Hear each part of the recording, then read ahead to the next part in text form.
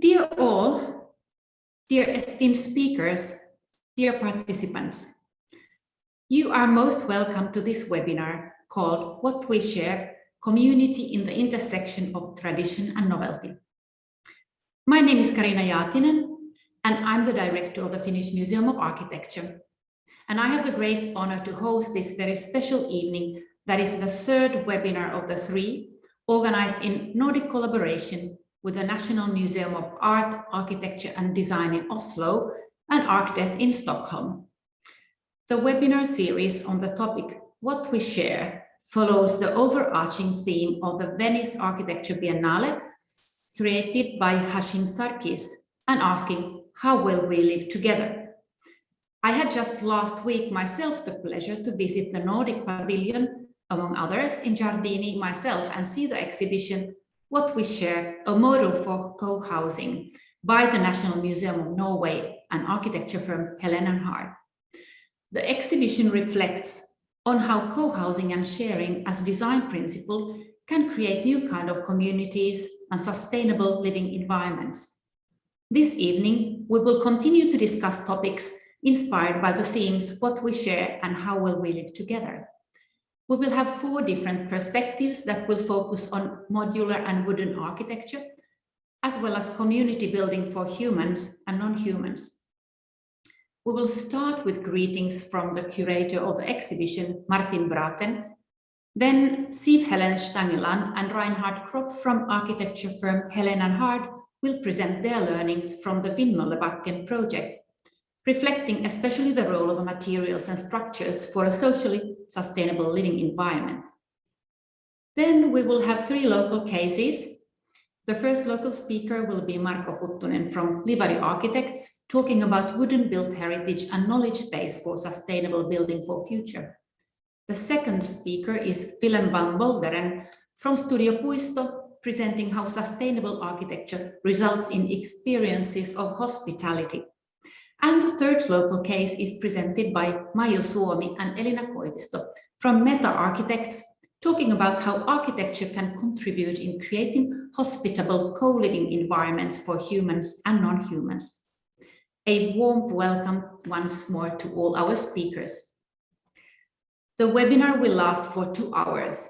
We will have a 10-minute break in the halfway of the evening, and after the presentation, we will have time for questions and answers with all speakers. So I will encourage you to write your questions on the chat box. Let us then start with our first guest. Martin Braten is Senior Curator for Contemporary Architecture at the National Museum in Oslo. He is an architect and holds a PhD in architecture history. He has formerly been a freelance architecture critic, the editor-in-chief of Norwegian Architecture Journal, and acting director of the Oslo Architecture Triennale. Martin will give us a short greeting and tell us about the exhibition What We Share, a model for co-housing, which is on display at the Nordic Pavilion in the Venice Architecture Biennale. Welcome, Martin. The stage is yours. Thank you, Carina. I'm very excited to be here in this third and final one of our seminars on co-housing in the Nordic countries. The first seminar taking place at ArkDes in Stockholm was a thorough presentation of the exhibition and the history of co-housing itself. We argued there for the urgency of co-housing as a topic right now, as a Nordic phenomenon with an international resonance, and we compared co-housing histories in the Nordic countries.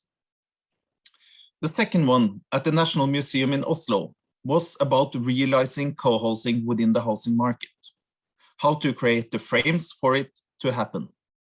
Among the topics were shifting the role of the architect into that of a developer, to use zoning and regulation as a public tool, and daring to develop new typologies which may add a certain risk to the investment within a short time frame, but could give long-term gains for society.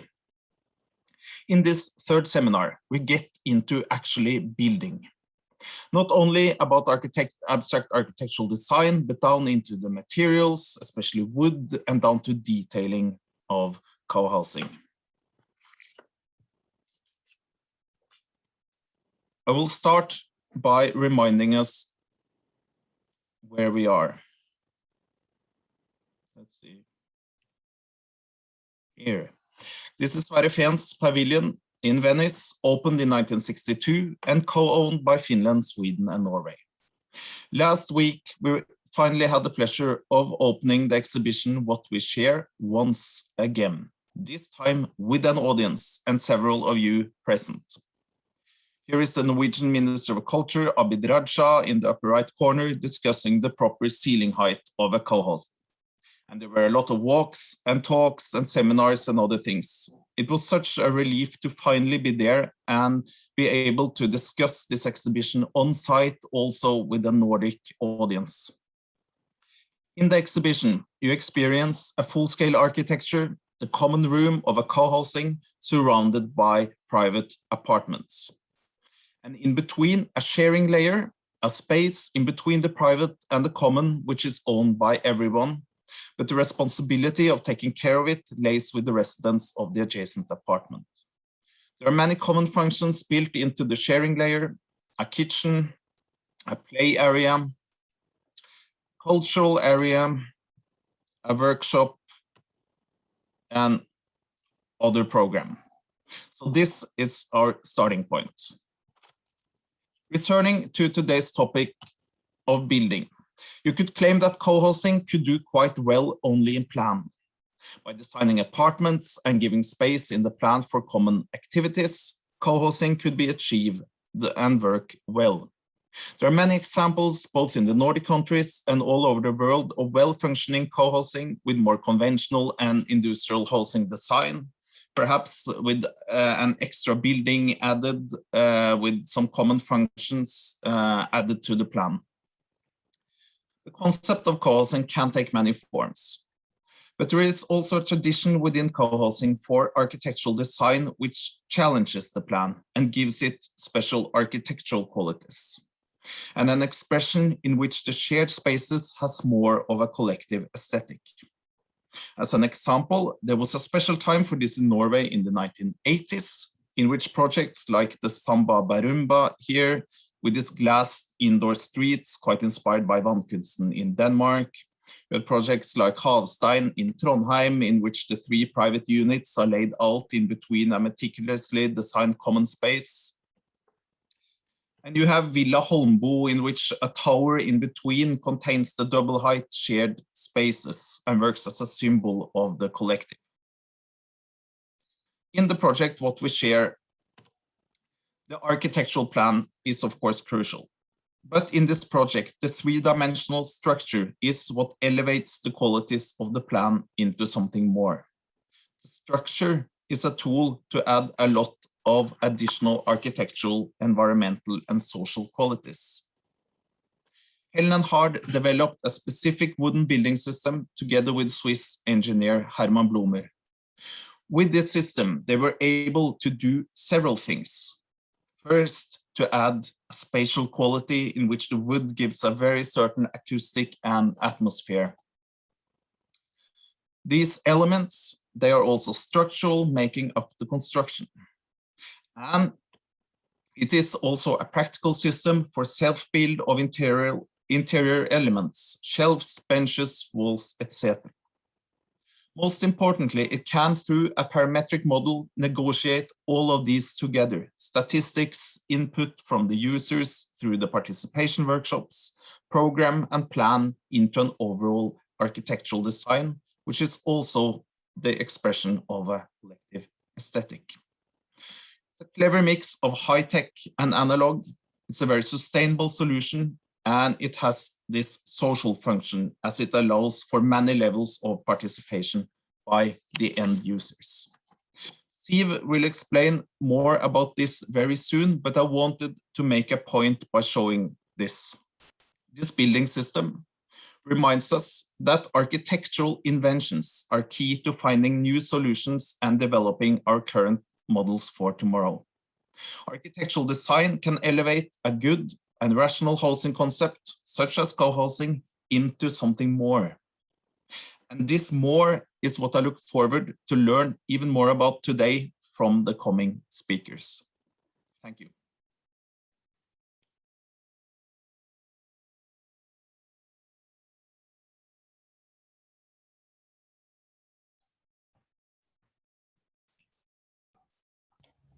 Thank you, Martin, for your introduction to our topic of the day.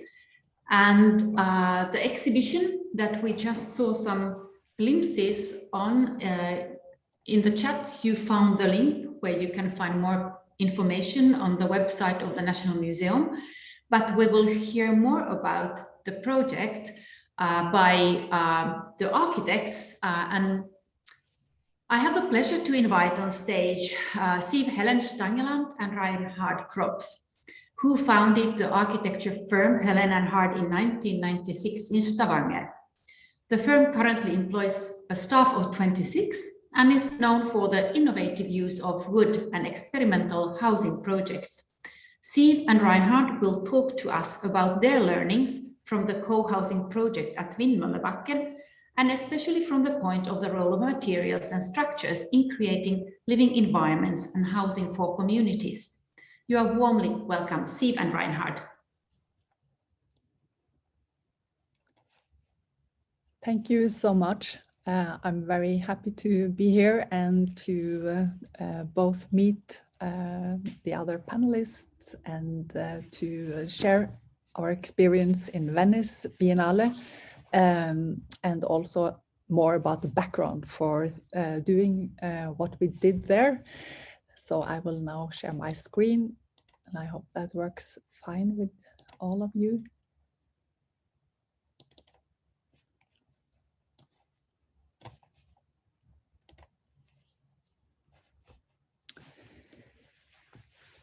I've been asked to focus especially on the material and also how material is linked to the social life and sustainable ways of living. And of course, timber architecture is something Helen and Hard has been specialized into during the last 15 years or so. And we notice that it's very easy to jump directly into the material and be very kind of nerdy about that, and we tend to forget a bit about that making good architecture is not only about timber and timber construction, just to have said that. So there is a lot of other themes and focuses and topics that we have to care about. We also are very into what we call systemic design, because that's also linked to building in timber, because it's all about components and how we find systems for components and how we put them together. But it's also about finding systems for making more efficient plan layouts and maybe also optimizing what we have learned from previous projects. So that's also something we focus more and more on. We also work a lot with transformation and recycling, because that's also becoming a way to think about how we build new things that can be transformed and recycled. When we work with timber, the timber team and the interdisciplinary collaboration is crucial, and it has to be kind of established very early on in the process. And I will come back to why, but it is essentially because we work with timber in a way that shall be visible. So everything will be exposed, and that's why we have to think through everything from the very beginning. And more, although we also have to visit the sawmill and know the material, the local available material, it's also more and more important to understand how we can use all kind of digital tools, especially when it comes to large structures. So working with timber is to work with the whole value chain.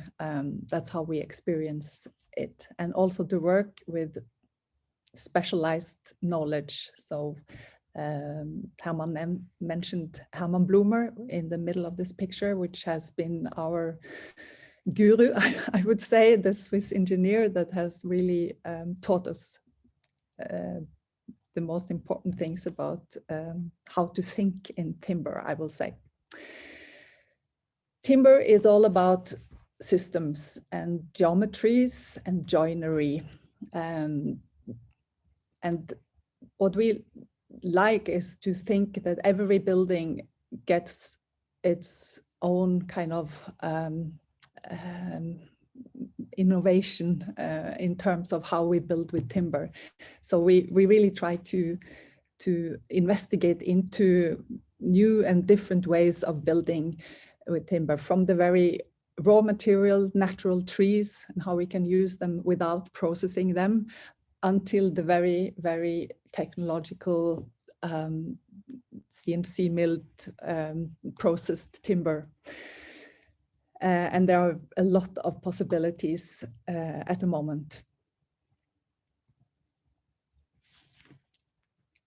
So we like to think about timber structures as the musical score of a building.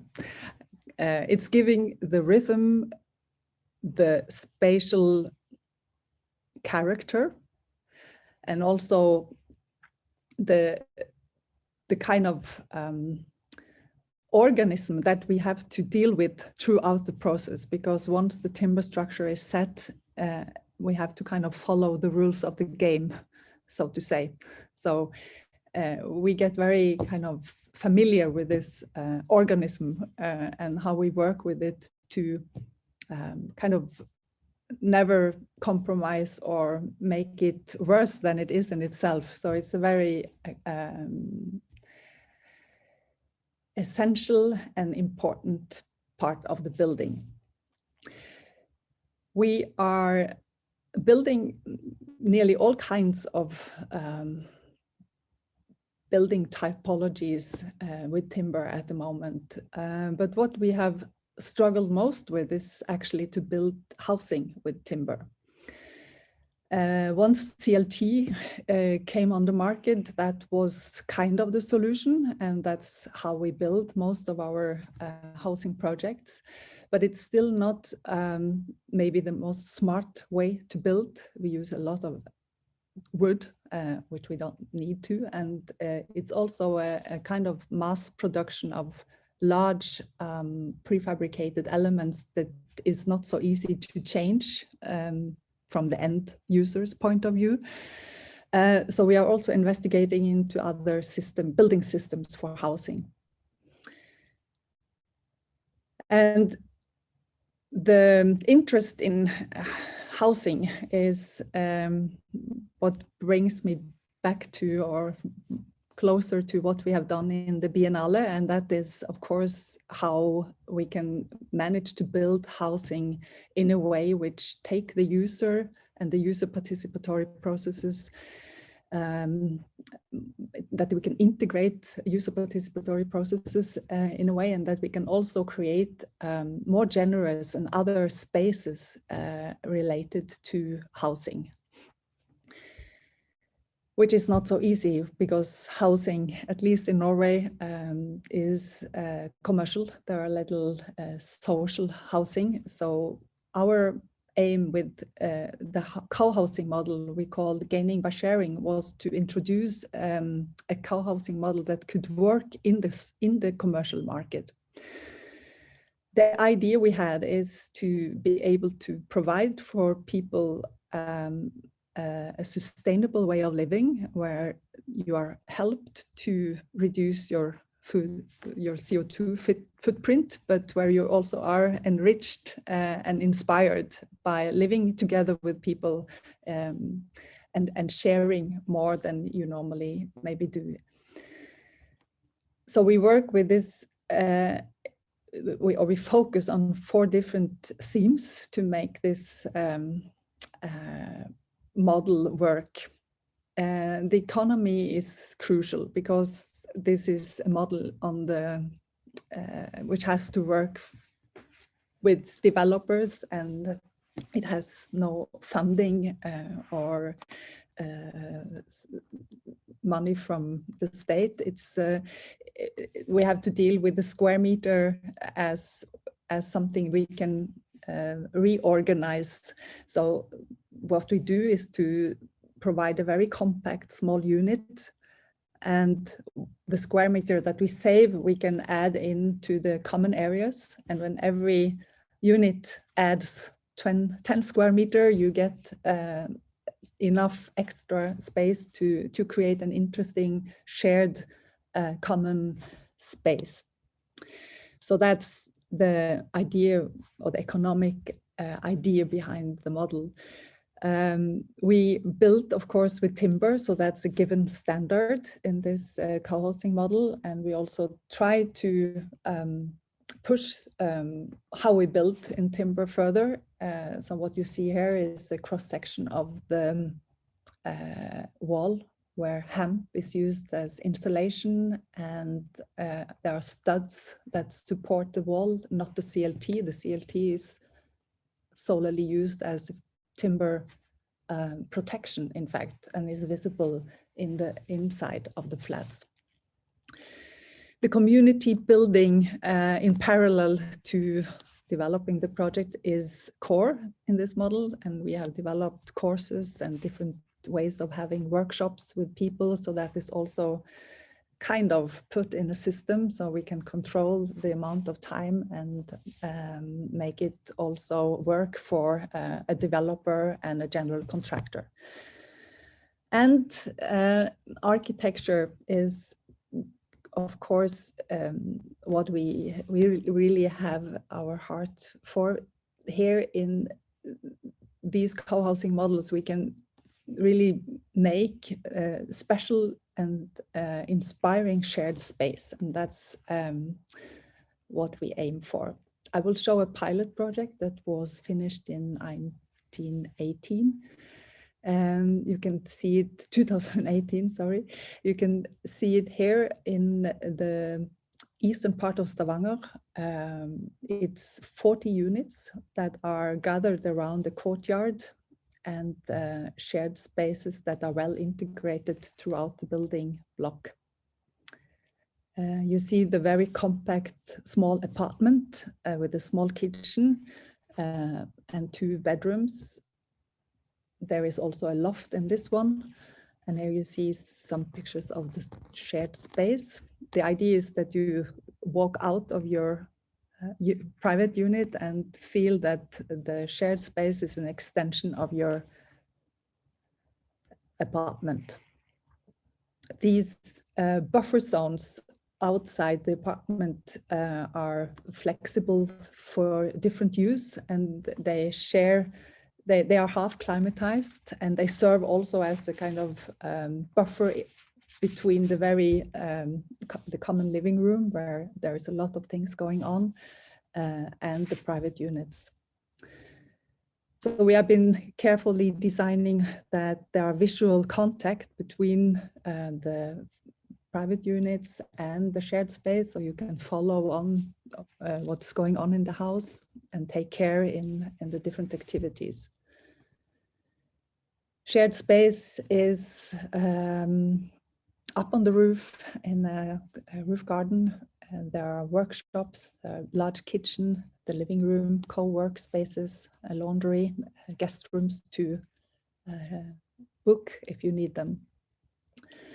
And people in this community are all ages, from 0 to 77, with very different backgrounds and life situations. And that is also what makes it work very good, because there are always people at home.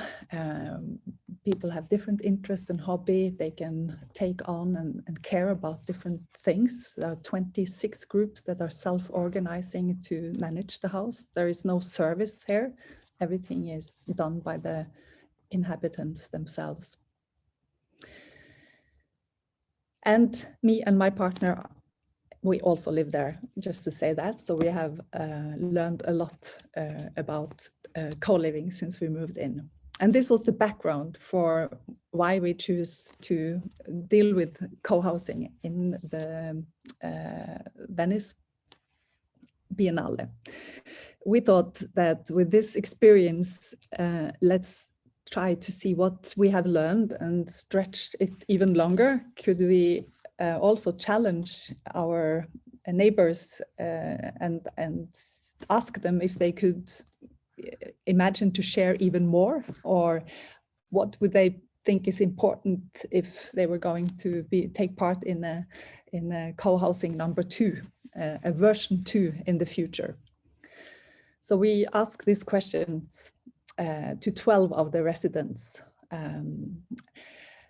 What is important with my own space? What would I like to share? And what is it that we want to create together? And this information has been our kind of background material for developing the installation in the Nordic Pavilion. So we kind of translated these answers into 3 layers, spatially kind of interpreted them to belong to the private unit, to a sharing layer in front of the apartment, and to the common room in the middle.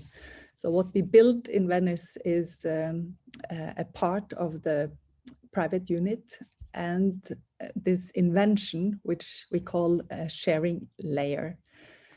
Here you see that what we build is also a part of a real co-housing that is going to be built later. And it's the first floor where we have kind of cut the apartments so that you only see the entrance area and the sharing layer in front of it and the common space in the middle. We have developed together with the Swiss engineer, or further developed because he has already been thinking and using the system before, a building system that can be both used as walls and floors. But what is new is that in the pavilion we have also developed it so that it can work to make different kind of furnitures. It's a very simple system consisting of solid wooden planks that you can get from the local sawmill and beech dovels. And this is how you can put it together and create what we show in the pavilion, a kind of hybrid furnitures that can serve all these different ideas and needs that the inhabitants have. And it's also a self-built system, so it's easy to change and build with. Here you see it in the pavilion, and there is also a special feature for mounting it in a simple way, which is that we put a cardboard tube as a distance holder between the kind of shelves that we build. Here you see the common space in the middle and the sharing layer. There's in the workshop, you can also see the system and you can test it out yourself.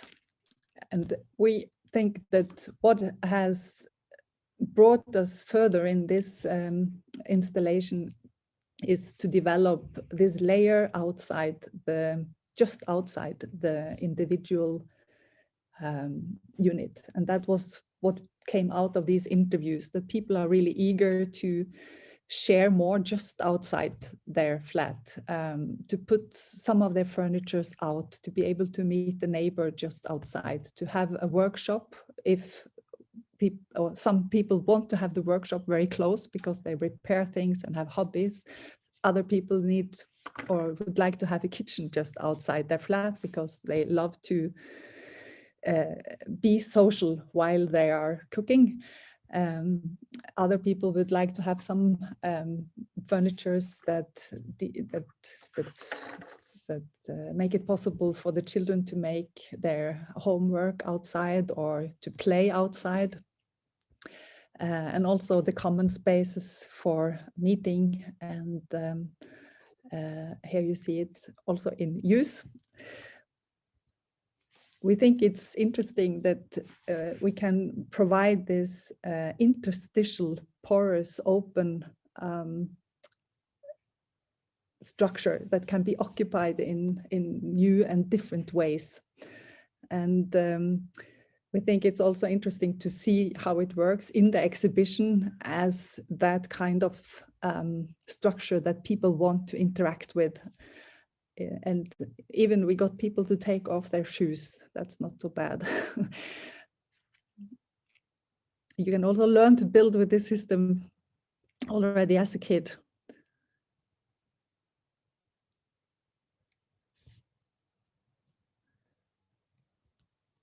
We were also very lucky to have some of the residents that had been interviewed back. They were coming to the opening last week, and so people could also interact with them and ask them questions on how it is to live in a co-housing. We also had a seminar with people from Turin and Venice University discussing co-housing and how co-housing could also become a model in Italy or in the Veneto region. And the last picture I show is from the project where we are going to reuse the installation. It is a new co-housing project in Stavanger. And what you see here is how it's also how it's going to be built on. So it's covering 2 stories of a shared space with private units around it. Thank you.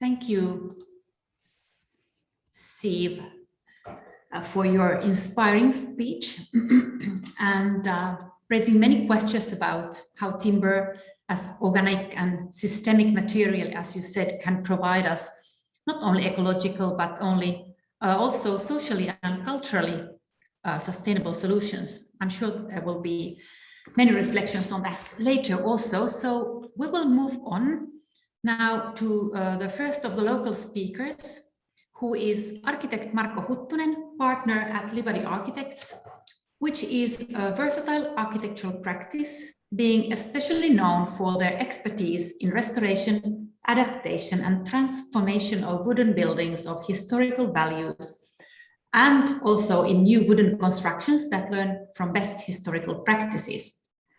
In his work, Marko primarily focuses on serving and restoring the built heritage.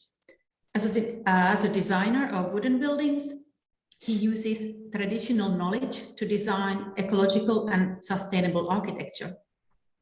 He's also an experienced restoration carpenter and lecturer, for instance, at Aalto University, and his main topics are vernacular architecture, medieval timber roof structures, and restoration principles. And Marko will talk to us about the lessons learned from wooden built heritage. You are most welcome, Marko. Thank you.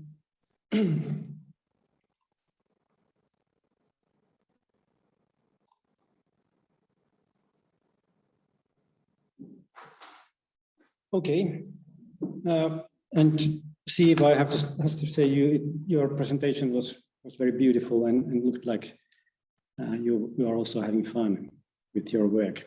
That was very nice to see. Okay, so I work in Livady Architects, and we are a group of architects, carpenters, and also researchers. And we've been around since 1994. And so our main business is restoration by far, but as doing so, we have kind of like a side project with this restoration project that we try to find out like what is making like the long-lasting old traditional buildings long-lasting and what we can learn from there. So we are very interested, especially on the structures and the building parts and so on, and what kind of solutions we can find from the past, and how can we develop them into present day architecture.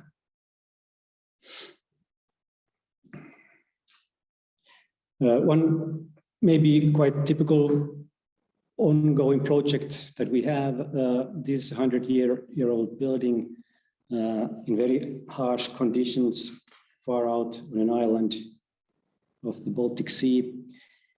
And what you can see there is that the only way that people or the buildings would survive in that kind of conditions is that they have to be, all the structures must be maintainable. And not just the structures of the building, but the building parts as well. It's quite enjoyable repairing a building where you can take, for example, doors apart and fix them quite easily and naturally.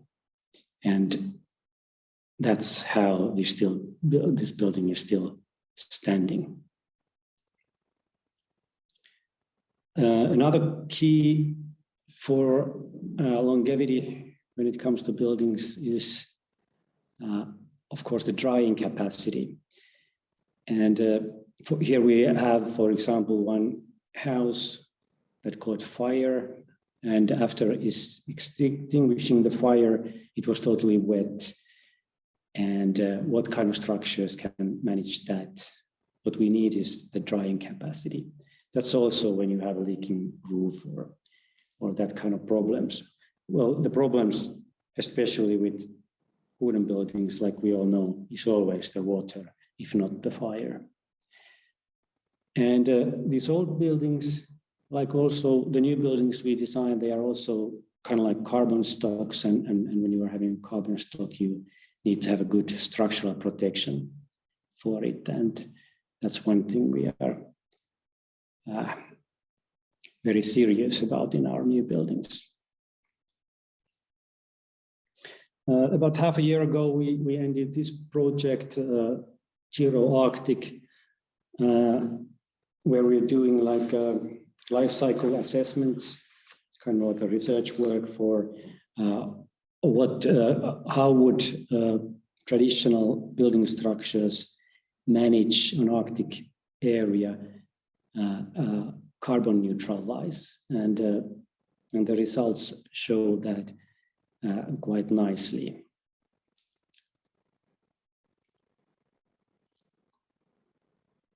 And one reason for that is that they are very easily recycled.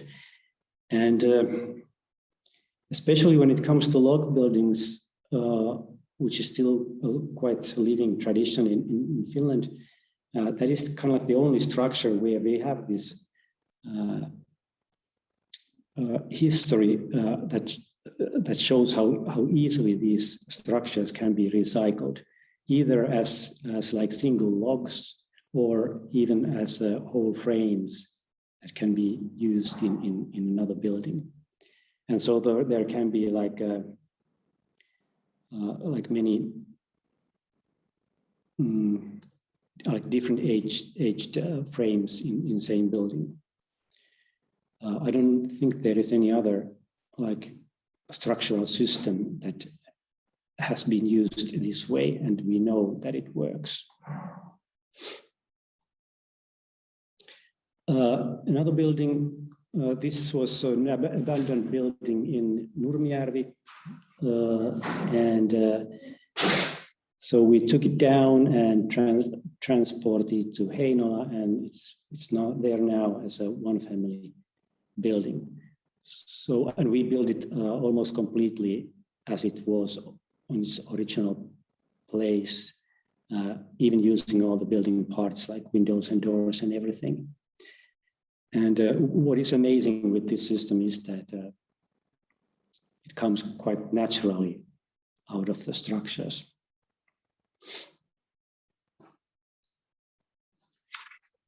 Another one on my table is there is a building frame in Oravainen from 1811, And now we are making it a one-family house in Puisto.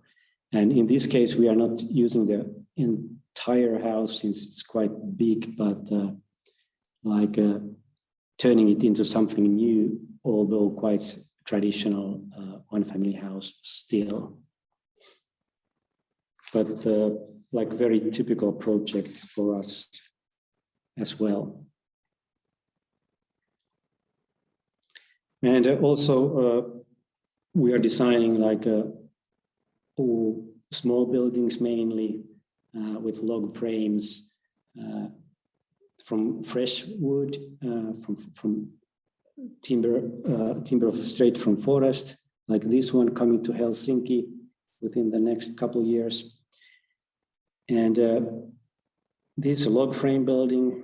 And another feature that we like to use in our new buildings or always use is this natural ventilation, which has kind of like shown that the longevity of the system and also the ecological side of the system compared with the mechanical ventilation. And we have kind of like realized that even though we think that we are making a present day architecture, they quite often look very traditional. And it comes from this structural protection, natural ventilation, and log frame that has a certain rules how they are best to utilize. Okay, another project in Helsinki that's still going on. This is Huopalahti railway station that is no longer used as a railway station. We are turning it into what the owner likes to call granny station, where there are like 10 apartments, 4 apartments in the old railway station main building that we renovated a few years ago, and then 2 apartments in an old guard building, and 4 apartments in a new row house building that you can see here. That's a new design by us, and this is kind of like a co-housing project with like elements like area for planning vegetables and then we have a sauna and laundry here for everyone, work studios in here, and in the main building also a gala space for all the grannies to use.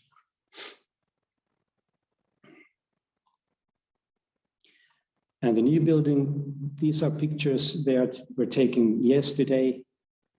And this is now the building phase at the moment.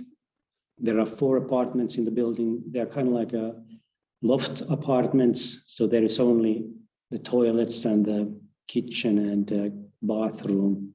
And then otherwise, the apartments are empty spaces filled by the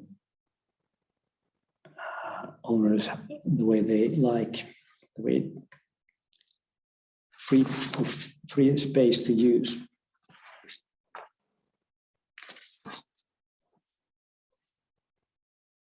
And the architecture comes pretty much also from this like traditional railway station architecture, and they usually were these what they called residential barracks. So this is also called granny barrack. Something about the structures. Here we are using this Aalto high-tech material, which is like a non-glued solid wood elements. They have this, how would you say, corrugated profiles to make this solid wood element. And then there are these long steel rods that are keeping the boards, the corrugated boards together. And we are using these on the outer wall. There is like 300 millimeters thick element and 200 millimeters thick elements on the floors, and then only 100mm elements on top, and there we have the extra insulation material also. And well, some features here of the materials that we've been using. This is an older photograph from the spring, and you can see the granite foundation here. No concrete used at all on the foundation. And then we are having like quite a lot. We are leaving quite many interior walls, just timber, and then the brick walls and chimneys. There will be plastering made out of clay plaster, and here the grannies are learning how to do the plastering, so they are kind of like building the houses also by themselves. They don't look like grannies to me yet, but future grannies maybe anyway. Trying to use recycled material. We have tiles here. One nuisance has been that in new buildings, it's sometimes, especially in Helsinki, it can be quite difficult to get to be allowed to use like recycled material because they do not have this CE marking in them. Still discussions going on because the tiles are already there. The natural ventilation system is based on like brick chimneys that are part of the partition walls in the row house. And we are getting the fresh air from these L-shaped ventiles. And the idea here is that they reduce the ingress of noise and dust and also light. And again here, fixing recycled ventiles for the system. This picture is from the main building of the railway station, and it has similar type of ventiles on wooden flues. And the wooden flues are working there quite nicely, but we were not allowed to use wooden flues anymore in the new building.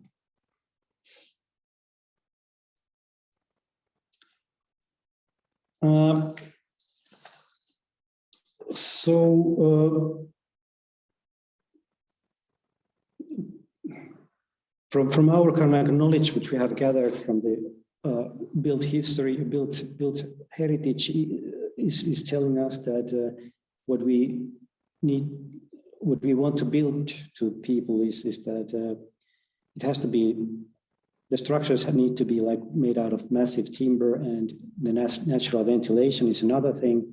And then also with all the building parts, windows and doors, even though they might look like quite modern in some ways, they are old or traditional in that way that they are very maintainable and easy to fix. That's kind of like the main thing in everything we design. And the idea behind all this also is that we believe that long-lasting building is always ecological building. And I'm afraid that has been somewhat obscured lately because of the regulations, for example, for energy efficiency, which sometimes turn into buildings that are maybe not that good when it comes to longevity. And maybe as a last slide, I believe resilience equals sustainability, and this also comes from the fact that you need to make buildings that last not only for one generation, but to the next and to the next as well. Okay, thank you.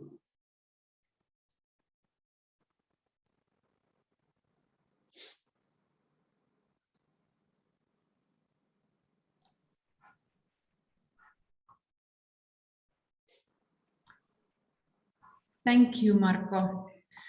Most interesting presentation also for me, because I have myself the background in wood and carpentry. So later, after the presentations, we all can pose questions, and I hope and encourage you to write the questions already on the chat. And now, next in the program, we will have a 10 minutes break.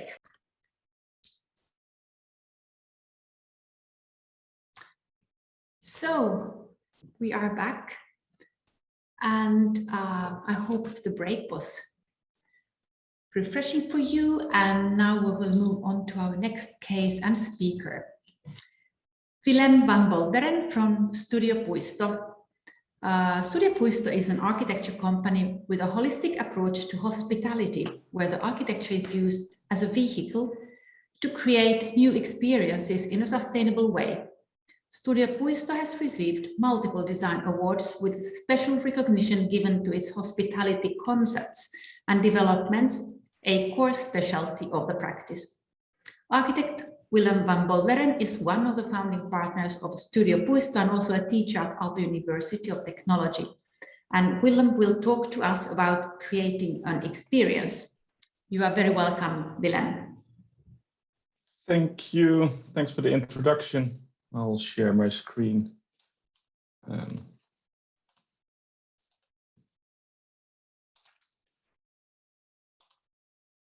Yeah, and thanks, Viv, for the nice presentation where you started off with, and it was also nice to see the shelves that they kind of references to the roof structure of Sverre Fence in the Nordic Pavilion, and also Margot. I think it was really nice to see the log structures that you had there, and there's a strong focus of always on building in timber, but I think that's just one part of the solution. The whole circular construction part is, of course, as important or even more important. And it's nice to see that in tradition and vernacular architecture, there's actually a lot of answers, and we should find ways how to kind of implement that into nowadays construction as well.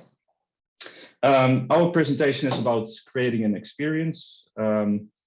As the introduction already said, so we are an architecture office that does master planning, architecture and interior, but we have a strong focus on hospitality. And also when it's not an hospitality project, we also do housing or elderly housing, etc. We still approach it like it was a hospitality project where we put the guest first and the experience first. We have architects and interior architects, and we also have a hospitality expert within the team who's guaranteeing or kind of looking at it more from an operational or from a guest perspective. We are based in Helsinki, Finland. We were founded in 2014, and since then we've grown to just under 20 people. And we have quite an international team, staff, and our projects are also not only in the Nordics, but basically in the Northern Hemisphere. We did a project in Stockholm, in Oslo as well, one under construction now in Montana in the US, and we will start a project in the Mediterranean as well, and we're working on a resort in Russia at the moment. We are definitely like a Nordic office. We are proud of the heritage that comes with that, and working abroad and in other countries with different climates, with different traditions, etc. We try to find new ways as to implement that Nordic heritage. So it's not a one-on-one copy of what we would do in Finland or in the Nordics, but a new interpretation of that suits the local culture, the local circumstances and the local environment. If you look at hospitality and what it actually means, it's about welcoming a stranger, and what we share, the topic of the overarching theme of this lecture series actually has very much to do with it. Like hospitality and tourism as such, it's about traveling to new spaces and places and locations, but also about meeting new people, sharing that experience. So sharing is a very important part, and not only sharing the physical items, but also sharing an experience and being able to talk about it. Of course, nowadays, a lot of sharing happens on Instagram, on Facebook, but it's still, you experience something unique and you want to tell the story forward. The same is with tourism. It's staying at places that are outside your usual environment. So traveling to new places and how to make these places accessible and how can architecture help with that experience.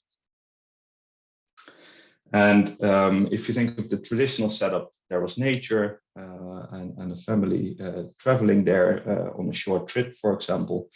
And then there's the third element, which is maybe architecture or the built environment that can actually enhance both of these elements. So the nature and the experience of that space. So our projects, it's not actually about the building. It's about how the building works with nature to enhance the experience of the user. So we're trying to put the building on the background, but it opens up a window or a view, or it enhances the experience of the environment. And how to build this sustainable experience. For us, there are like 5 pillars to this, and they're all equally important. Ecology, the middle one that we see here, that's typically the one that is highlighted most in architecture. But for us, it's also geography and placemaking and the feeling of space and the location where you're at. Then there's the social aspect as well. In hospitality, for example, that could be the community that is built around it, the staff that is working at the project, and the impact that the project has. Ecology is, of course, the construction methods, the materials that we choose. And then there's the economic aspect as well. And this is sometimes seen as a bad thing, but a business that is running well is actually able to take care of its employees, able to inspire other entrepreneurs to make a similar move to more sustainable means. And it's able to take care of the other 4 pillars. So it's a very important part for us as well. And then, and this is maybe something that we've all realized over the last 2 years or so, personal and resilient. And I think Marco already mentioned the resilience as well. So hospitality is, of course, a very sensitive industry, because once the planes stop or people can't travel or there's other restrictions like we've experienced over the last 2 years, it will affect that business a lot. And how can you change, for example, customer group, or how can you actually change from short stays to longer stays where the impact of the guest is much less? So building a resilient architecture, but also a resilient business. Sustainability in geography, and this is of course about place. This is, for example, the Arctic Treehouse Hotel that we designed in Lapland, in the north of Finland. And this is a very sensitive area. Trees grow very slowly. The season to build, it's also very slow or very short. And then there's also the guest experience, that if you would rip this whole site open and we would start building roads, building foundations, etc., it would take 10 to 15 years for the nature to recover. So we went for a much softer approach where the construction was done off-site, and then it was transported to the site. It's touching the site very lightly. All the ground cover that we removed was actually replaced on the roof. And at the same time, we offer everybody a glimpse of nature without having to look at each other. And because of this light foundation, we were really able to place the buildings on the right spots in between the trees, where we had to chop as little trees as possible. Another project where we just finished the prototype for is in Kivijärvi. And there it was, how can the site inspire the guests and inspire us in a way as well? So it's about changing perspective. Sometimes you're like a swan on the lake, or like a bird in the sky, or then almost like pushed underground, where when you look out, you see the land, and you're almost like a beetle in the moss or in the ground cover that is there. As I just said, the first prototype is built. There will be in total 33 of these. Some will be floating, some are lifted up. And changing this perspective, it really gives us a different look at nature, a different look at our surroundings. And at the same time, it creates the possibility to have a guest that can stay longer, because you can actually change the type of accommodation, and that really limits the impact of a guest, because the travel in a way becomes a smaller part of the footprint of the guest. So also offering a more diverse experience for the traveler limits the impact of the guest. Another project that was actually born out of COVID is Space of Mind. We developed that internally with a partner of ours that works on the furniture for a lot of our hospitality projects. And here we really wanted to, like, we all worked from home. We all realized that we want to escape, but that escape doesn't need to be Thailand or somewhere far. It would be much better if it was much closer by, and that we find the beauty in our surroundings. So we wanted to make a structure that is designed around the guest. So how much do we really need, rather than how much can we have? So this is a very, very small cabin. It can be transported on a truck. For some sites, it can be lifted by helicopter as well. And it can be used as for several functions, and these can be placed on areas that would otherwise not be accessible. And there's no water, there are no other infrastructures, so we want to make the impact of the site as little as possible, and also that you could remove this in the future again, and there would be no traces left. Here's one in the archipelago. Actually, there's one that's now in Sweden in the archipelago as well. And some of them are now planned along a hiking route. So basically you would trek from one cabin to the other, and would be able to stay at a piece of architecture, but rooted into the nature and the surrounding around it. The social impact is maybe the most important part of these, and especially in hospitality, because of course, hospitality, yes, we can make the building neutral, climate neutral. But if we look at the whole footprint of industry, of course, flying somewhere, it's very hard to ever make that completely zero. But of course, we can leave a positive impact with the projects that we do, inspire, and in a way, people would return after the travel and would maybe make changes in their daily life based on the projects that they've stayed at. This is Maslow's hierarchy of needs, and we apply that also to our guests. And the basic needs, the bottom of the pyramid, that's typically what a building does. So it keeps the rain out, it keeps the wind out, it keeps us warm and comfortable. But a building should be more, and especially a hospitality project should be more. It should give you love and belongingness. So be able to share a campfire where you can tell the adventures of the day.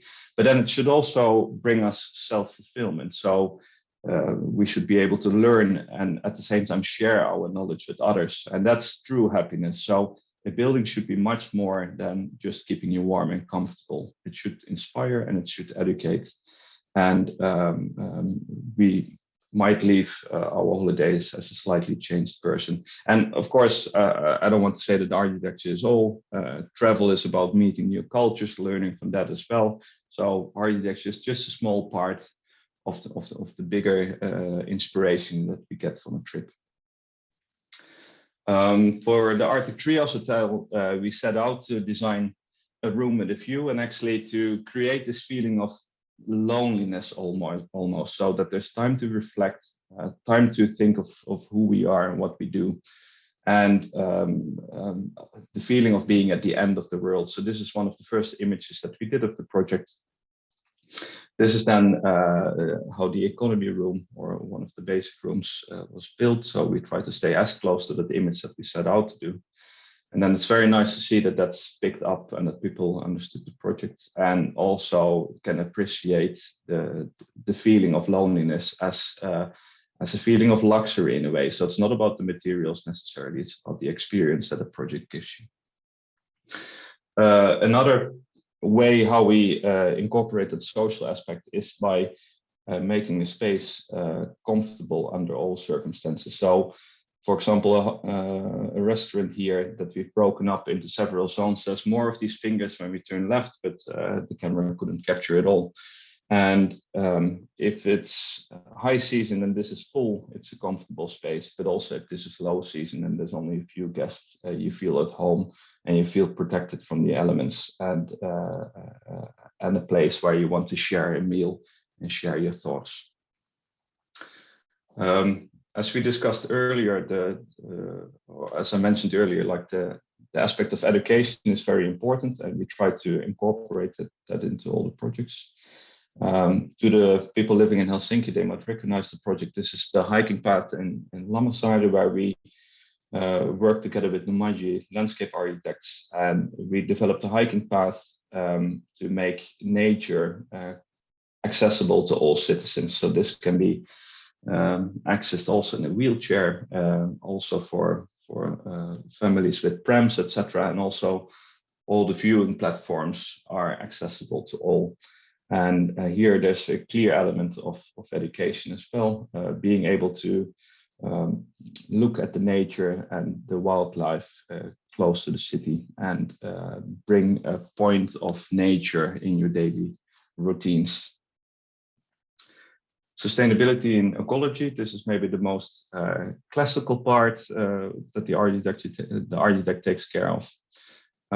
This is one of the first projects that we did back in 2015, and we were commissioned to design a gas station. And a gas station by itself is of course not very sustainable. We also didn't feel completely at ease, but then of course we needed the project, and we thought like, okay, how can we do this in good conscience? And we're slowly moving to a different way of transportation. We're moving to ride sharing, electrical cars, etc. So what's the lifespan of a gas station? And not every building should be designed for eternity, because some buildings have a clear end of life.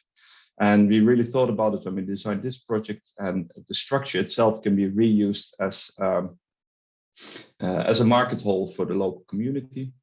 And at the same time, we wanted to bring, because we see the location over here, there's a super nice lake with a ridge that was actually, that's from the Ice Age. And we wanted to bring a peace of mind and a place to slow down for the traveler that's driving towards the north. So we took the forest that's already on the site and extended that into the building, and then use the actual volumes as a break between the car world and the natural world. So this is a place where you can relax, recharge your batteries literally, and recharge the driver as well through local food and a place in and a view on nature. The building was only that more expensive than your typical gas station. But the use of timber doesn't necessarily mean that it should be expensive. Also, the local fire department, I think Marco touched that, it was a bit skeptical in the beginning, because they thought gas station wood, that doesn't sound like a good combo. But actually wood is pretty good in fire, at least like if it's about safety and how long the building can stand. So there was no restriction in the legislation as such that it couldn't be used. And also the theme that we had on the outside, we took into the inside as well, where it's not full of shouty advertisements, but it's a place where you can slow down and spend the time that you need. Unfortunately, it was sold to a new owner who didn't really share our vision. So if you go visit it now, there is advertisement actually, and I don't know, it's not what we had in mind, but it's still nice to visit. Sustainability and economy, I will only touch on that lightly, but here we were commissioned to convert an old factory building into an accommodation, and the accommodation had to be a hostel, and a hostel is of course about a very low price point. And we thought, okay, how can we reinterpret? So yes, the low price points we stick to, but how can we enhance that experience? And in this case, we made the mini room where the things that you don't want to share are private, and the things that you want to share, So for example, the kitchen, sharing your thoughts, a library, a meeting room, etc. Those spaces are shared. So private, what you want to have private, public, what you want to be public. And also for the entrepreneur, this was good because actually the price per square meter that he can charge is higher than he would have been able to do with your typical bunk bed setup of a hostel. Personal and resilient. As we said earlier, or I showed space of mind already earlier, but we are also integrating this now in other hospitality projects. So typically you have a room, you have a bathroom, your wardrobe, amenities, etc. And we're adding an X factor to these rooms so that the room is able to convert to the special needs of clients. But also if another pandemic would hit or volcano erupts, that the business can switch to another customer group and, for example, include another guest bed or have a gym inside the room, or maybe a fine dining experience in the room. So the business is resilient, the architecture is resilient, and therefore the building will have a longer lifespan, less need for renovation and styling upgrades as such. The first project where we did this too is our own internal project called Space of Mind, where we designed a modular interior that can be exchanged. And of course, being located in Finland, it had to include a sauna as well, but it can also be used as a workspace, a sleep space, and a gym. And all of these are related to the idea of space of mind, because space of mind, to some of us, that means a good night's sleep. To others, that might mean being in an inspiring environment and working on the last chapter of your book. To others of us, that means wellness and well-being and having a spa experience in the sauna, or then a good workout or a yoga session. So space of mind in times as now, where we all, I think, had this kind of breakdown moment in the last 2 years, where an escape and a travel to a new place, but within your close surroundings, so with very low impact of nature, would have come in handy. Thanks, and happy to answer your questions in the Q&A at the end of this session.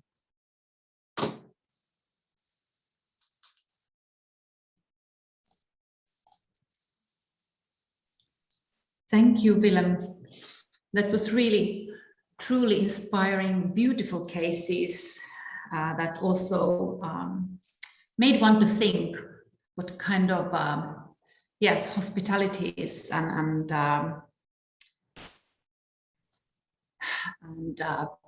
healing power the architecture also can have on people. Next case would be Maiju Suomi and Elina Koivisto presenting the project from Meta Architects. And Meta Architects is a Helsinki-based architectural collective that wishes to create enjoyable and entangled environments for people and other beings. Through their work, they aim to enhance natural and cultural diversity. They explore new ways of approaching societal questions through multisensory spatial experiences and cross-disciplinary collaborations. For them, architecture is a force of change towards a more sustainable way of life. And Maiju and Elina will talk about the pavilion for encountering otherness, which I'm happy to say that we are a partner of. And please, Maiju and Elina, the stage is yours.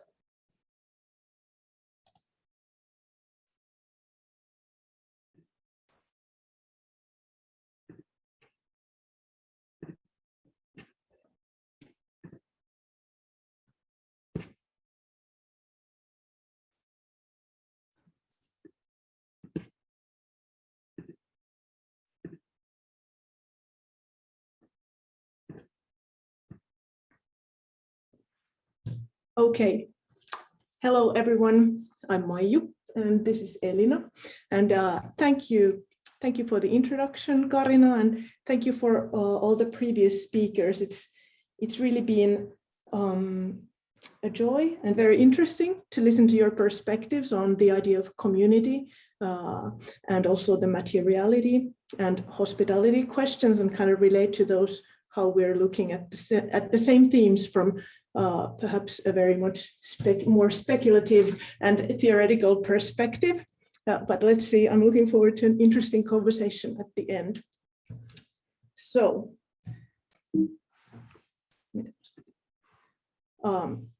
we view architecture as a form of inquiry, and at the same time, a vehicle for discourse inside the discipline and on a larger societal scale.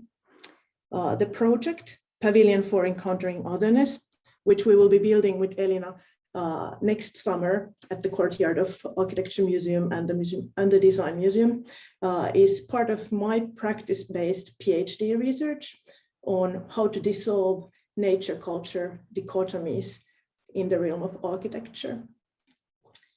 It also offers a platform for developing artistic research and practice-led research in the field of architecture in Finland.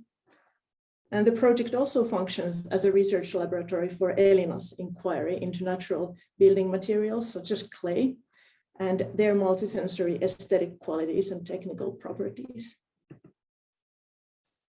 Then, about the questions behind our work.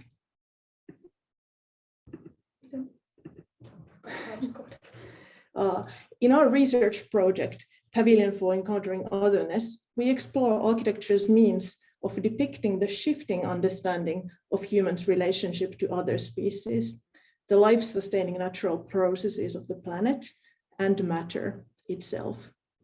We ask questions such as, how does moving beyond a human-centered conception of the world affect the design thinking in architectural practice?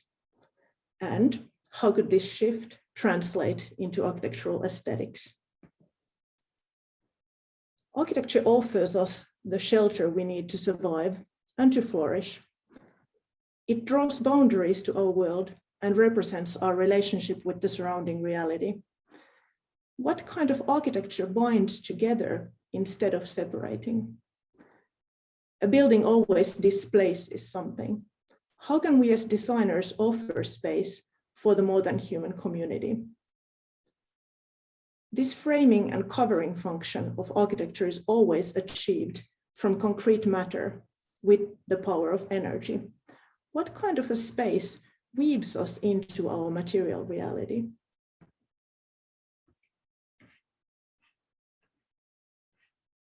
So why are we doing it?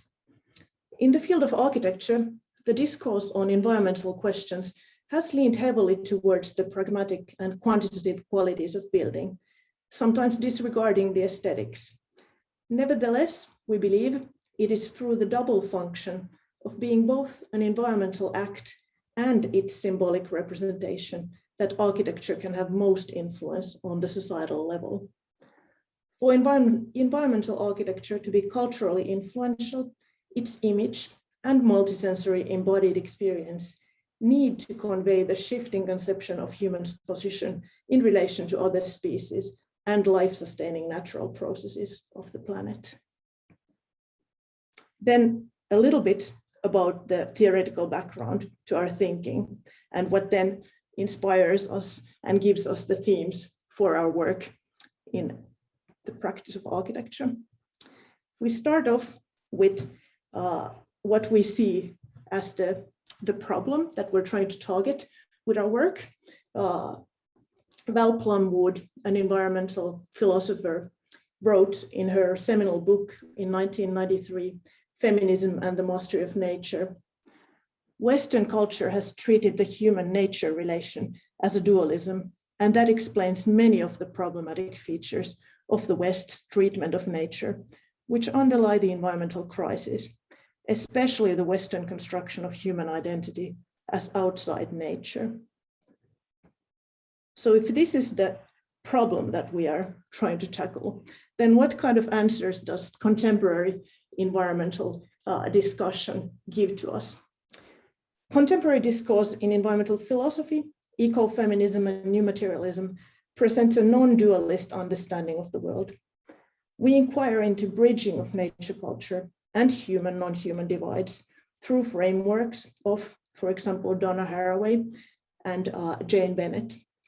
Then we apply these concepts emerging from theory to our own architectural practice. Through our research, we examine whether the nature-culture divide could be dissolved in architectural practice and how. Through the case study projects, this pavilion being one of them, we will explore how a temporary pavilion can discuss the relationship between the human and the non-human through its form and materiality, and at the same time, the activities that take place in the pavilion.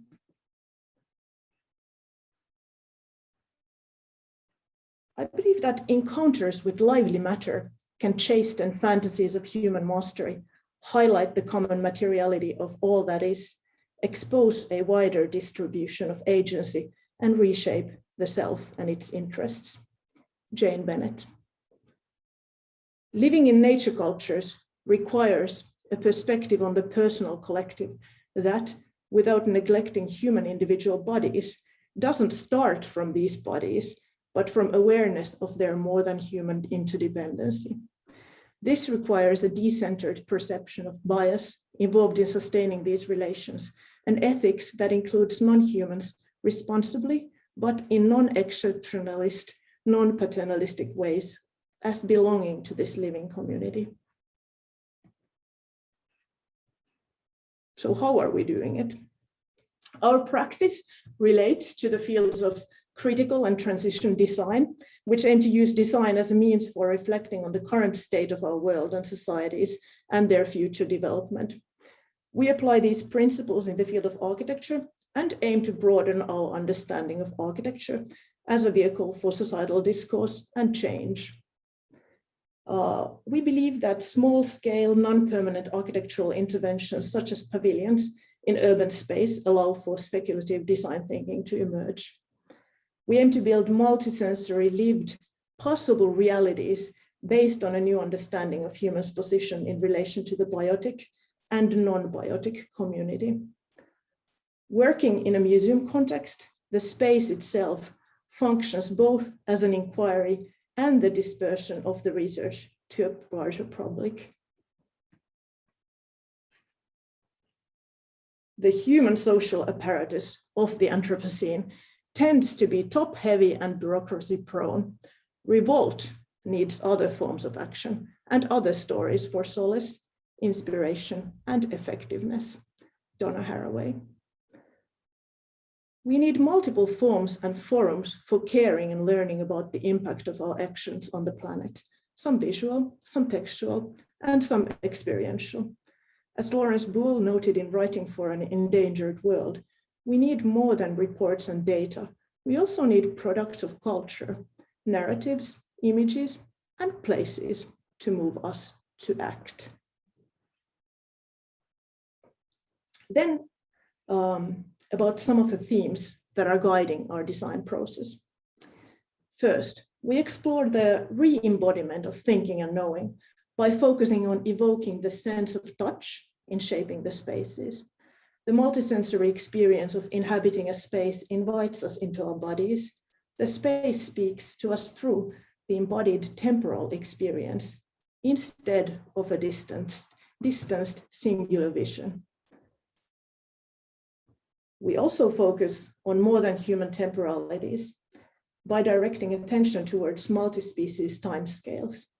The alteration of materials enacted by climatic factors, fungi, and other decomposers brings about a sense of time, also reminding us of our own change and transience, leading us to consider our own vulnerability along with other biotic and abiotic things. We also explore environmental philosopher Tom Van Doren's invitation to consider human exceptionalism from the perspective of death and mourning, or staying untouched by the irreversible loss of countless non-human beings. Doren calls for learning to mourn with as a way of cultivating empathy and an understanding of our dependence and interconnectedness with the countless other species who are facing extinction.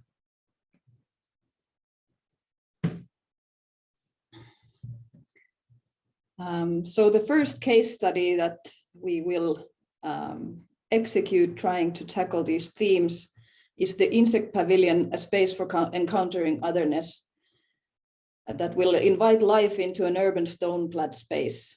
It will be realized on the courtyard of the Finnish Museum of Architecture during summer of 2022.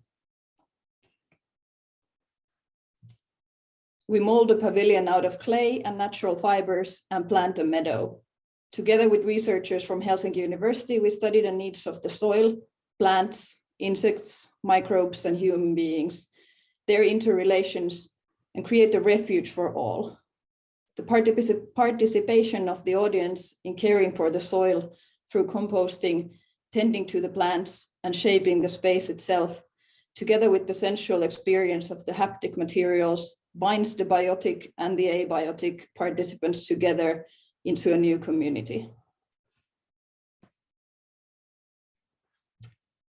Thank you for your presence. If you wish to follow our projects and see what all this means in a built form, you can do it in social media. And of course, we welcome you warmly to the pavilion next summer at the Museum of Architecture. Thank you. Thank you.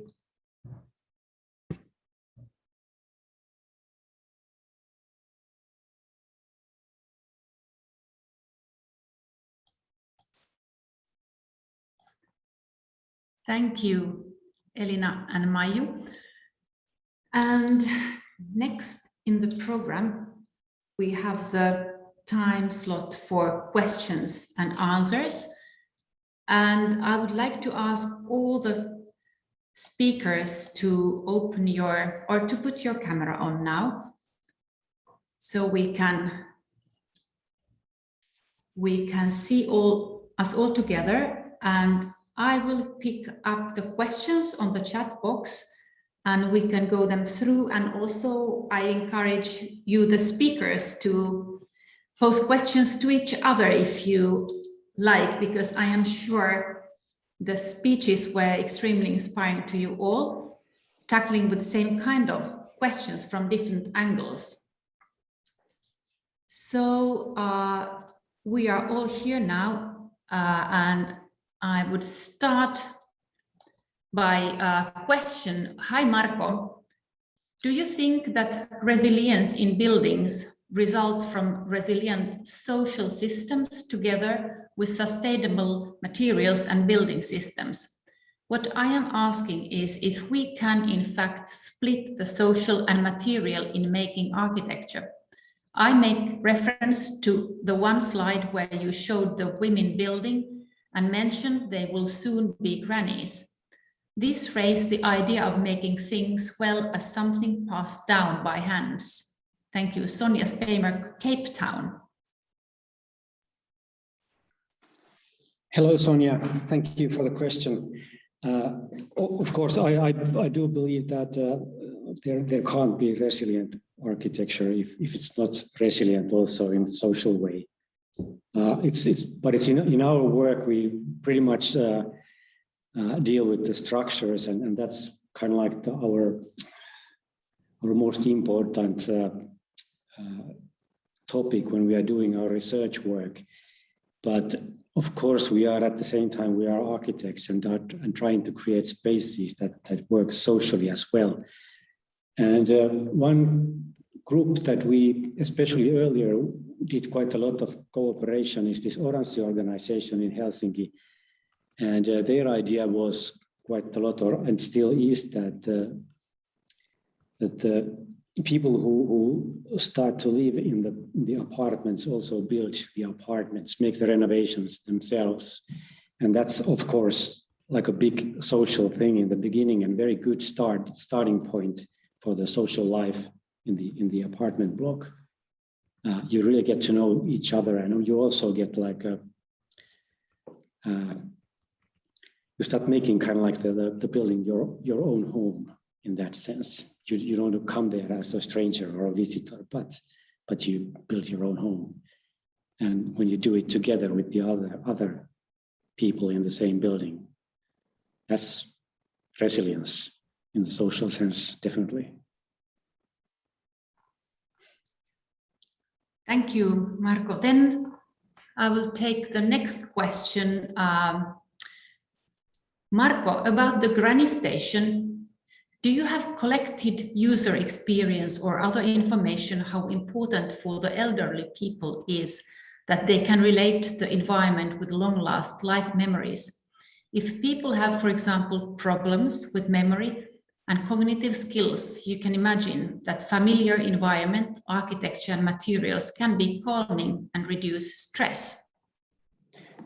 Yes, definitely. This granny station, it's called granny station by the owner who is doing the renovation work and owns the station nowadays. But they are not really that old yet. So we are not getting that kind of experience from there yet. They are about like 50s and 60s, more like myself, whose kids have already left home, but are still quite capable of doing stuff, and they don't have memory disease yet.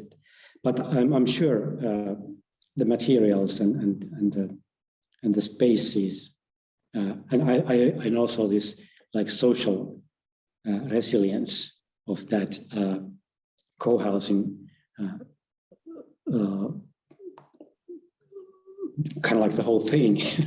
I'm sure it also helps them when they are getting older. It will be interesting to see if they can.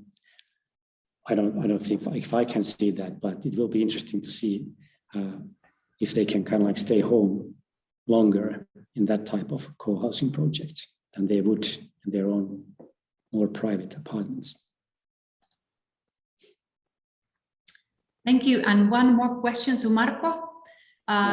Do you believe that investment in tall wood construction, 15 plus floors, is valuable, or should we focus on smaller scale, low-rise buildings? I ask because I imagine recycling building material would lend well to smaller scale construction, but towers require 100% new wood along with a lot of complex engineering and overhead cost. Yeah, but on the other hand, the high-rise or big buildings could be like a good stock for the timber to be later used in smaller buildings. In that way, maybe, but and I'm sure there are some places where you need that high buildings, but we don't need them in Finland.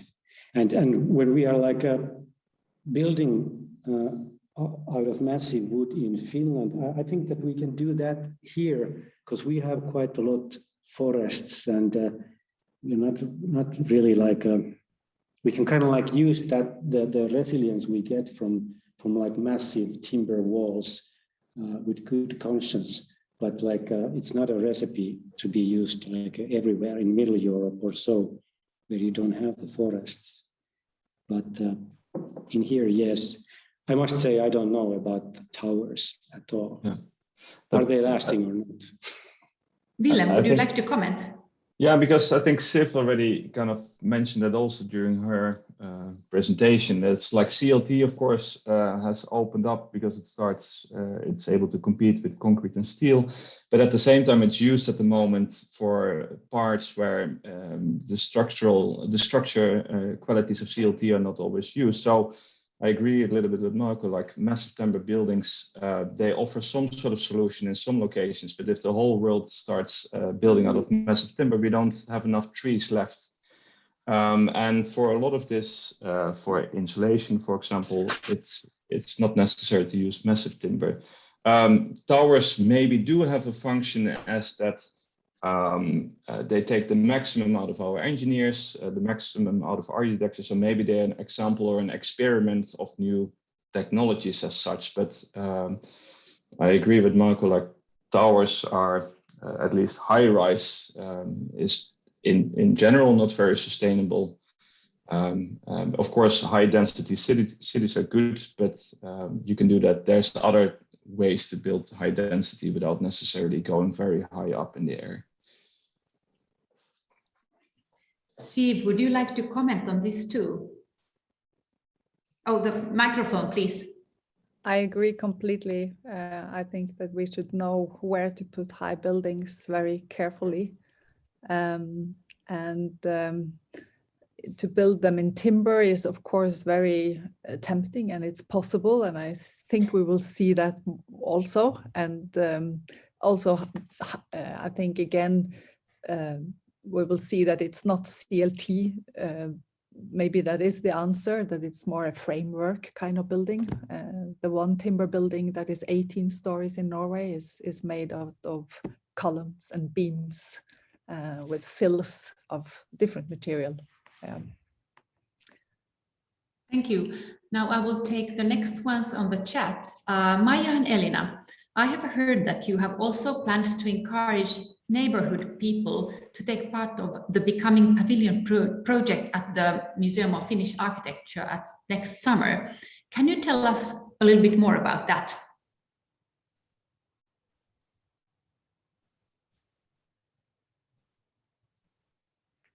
Okay, now I can see that Maya and Elina are a little bit frozen. The others are alive, so let us wait for them to come back.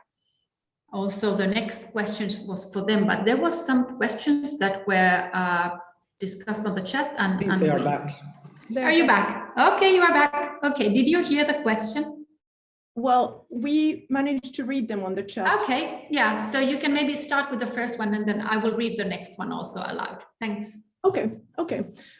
Yes, so our presentation was quite focused on the theoretical background, because that's what we've been working mainly so far, because we will be starting with the practice part now during the autumn. But we've already started to work with some local residents in the area, so that the project, this pavilion, will be on the courtyard between the Architecture Museum and the Design Museum in the coming spring, when the first bees are flying. So because we're building for them as well as humans, we have to consider these timescales. And since we will need a lot of compost, a lot of soil to plant plants in, which will then serve as food and shelter for other creatures, we decided to try to bring participation into this aspect of the project as well, by engaging with a new rental house that is located right next to the Architecture Museum.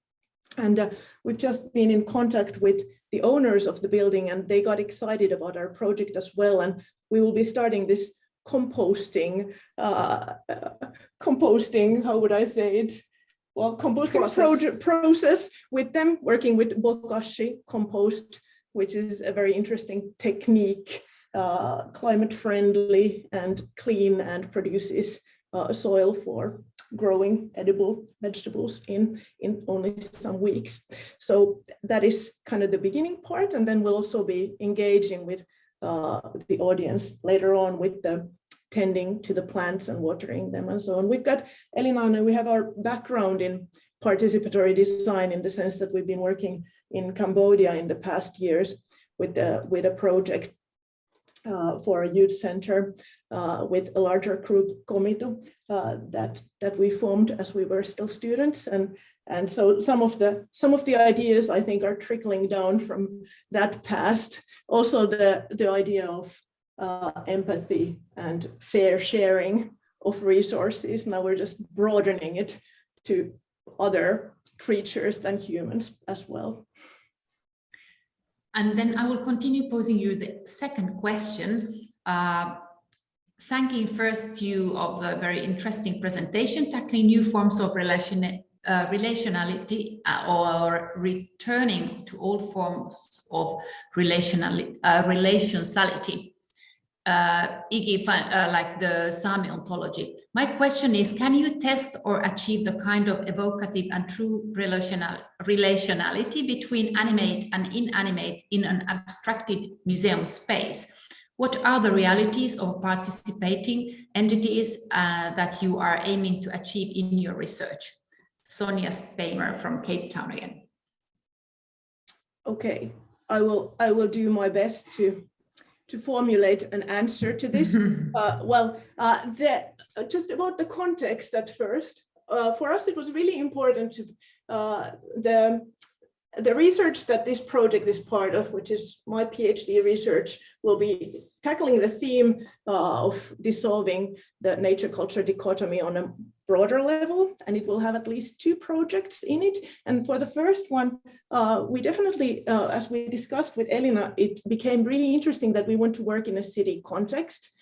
To look at how we could invite more life, where usually we very much build for human beings in the cities and everything else comes second. And we just wanted to kind of test out like what would happen if we changed our perspective and how it would change our thinking as architects. And then what kind of reflections could come out of that. But then, okay, so that was how we ended up in the city context.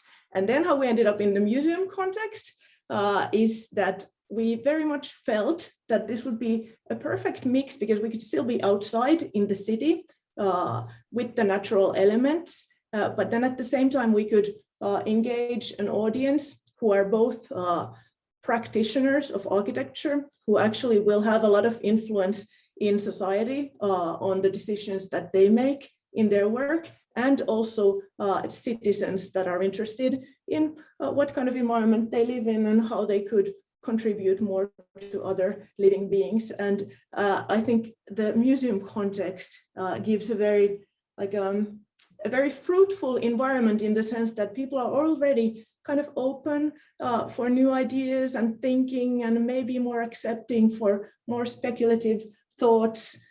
More discourse can be developed there. So that's why we wanted to work in a museum context. And then the second project that at least I will work on, let's see if we will collaborate on that one or if we will collaborate on Elina's research project next time, will be more in a natural context. So it will be in a forest, looking at how we as human beings can then find our place in an environment that already is very diverse and do it as carefully as possible. So kind of looking at these two places. And an interesting detail about being in the stone-clad cityscape is that the biologists and ecologists that we're collaborating with in the Helsinki University are actually doing a study about soil in the urban environment and how that affects also human health, even in small amounts. So it appears apparently that you don't need to go deep into the soil, but a small amount of contact with soil and microbes actually is a good thing for human health as well. So it's an interesting thing to be a part of that study as well. Yeah, and what they're doing is kind of looking into this location, seeing what is the what lives there at the moment, and then after our diversity intervention, has it affected the system of the place later on, which is of course what we hope for. Thank you, Maju and Elina. And now we are,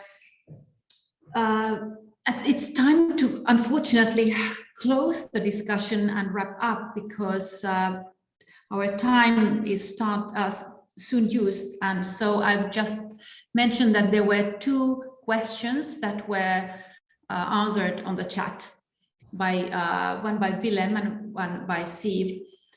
So at this point, my sincere and warmest thanks to all our speakers, both from Norway and Finland. And I really, it was really inspiring to hear all the different presentations.